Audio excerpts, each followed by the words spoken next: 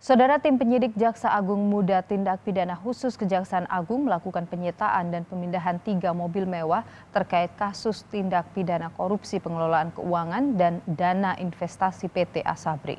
Ketiga mobil mewah ini disita dari tersangka Jimny Sutopo selaku Direktur PT Jakarta Emiten Investor Relationship yang menyebabkan kerugian negara 23 triliun rupiah. Dalam video amatir, tim jaksa penyidik dari Direktorat Penyidikan Jaksa Agung Muda Tindak Pidana Khusus Kejaksaan Agung pada Senin 15 Maret 2021 melakukan penyitaan 3 mobil mewah dari apartemen di kawasan Kuningan, Jakarta Selatan. 3 kendaraan mewah yang disita dan dipindahkan dari apartemen ini adalah 1 mobil Rolls-Royce, 1 mobil Mercedes-Benz, dan 1 mobil Nissan Teana. Penyitaan terkait kasus tindak pidana korupsi pengelolaan keuangan dan dana investasi PT Asabri dengan tersangka Jimny Sutopo selaku Direktur PT Jakarta Emiten Investor Relationship yang menyebabkan kerugian negara 23 triliun rupiah.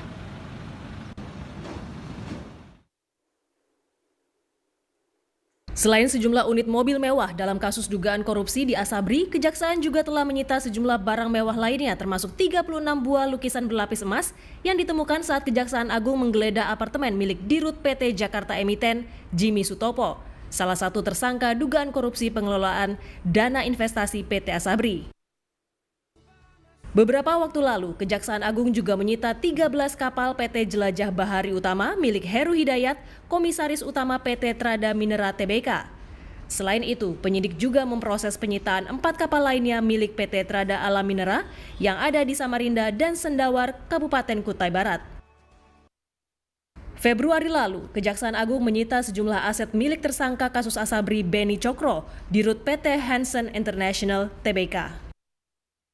Total ada 411 lahan yang disita dengan luas keseluruhan mencapai 3.090.000 meter persegi. Sebelumnya, Kejagung juga telah menyita ratusan lahan Beni Cokro di Lebak. Dengan begitu, total lahan milik Beni Cokro yang telah disita Kejagung mencapai lebih dari 7 juta meter persegi. Sebanyak 17 unit bus milik tersangka Sony Wijaya juga tak luput dari penyitaan. Aset yang disita ini kemudian dilakukan penaksiran guna diperhitungkan sebagai penyelamatan kerugian keuangan negara. Saat kunjungan kerja ke Kejaksaan Agung, Menko Polhukam Mahfud MD memastikan kasus korupsi PT Asabri tetap masuk dalam ranah pidana meski ada upaya menyelesaikannya secara perdata. Ada memang upaya-upaya untuk menyelesaikan di luar hukum pidana agar itu diselesaikan secara perdata. Tapi tadi sesudah didiskusikan itu adalah tindak pidana korupsi. Sehingga kita tidak akan bergeser menjadi kasus perdata lagi.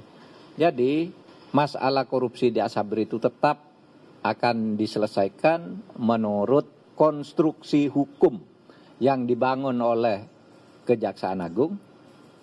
Adapun kalau mau ada persoalan perdata di luar soal korupsinya itu nanti dibicarakan dengan Kementerian BUMN. Tapi ini tetap akan berjalan sebagai tindak pidana korupsi. Hingga kini, Kejaksaan Agung telah menyita sejumlah aset sebagai barang bukti dalam dugaan korupsi dana investasi di PT Asabri Persero dengan kerugian negara mencapai 23,74 triliun rupiah. Tim Liputan Kompas TV.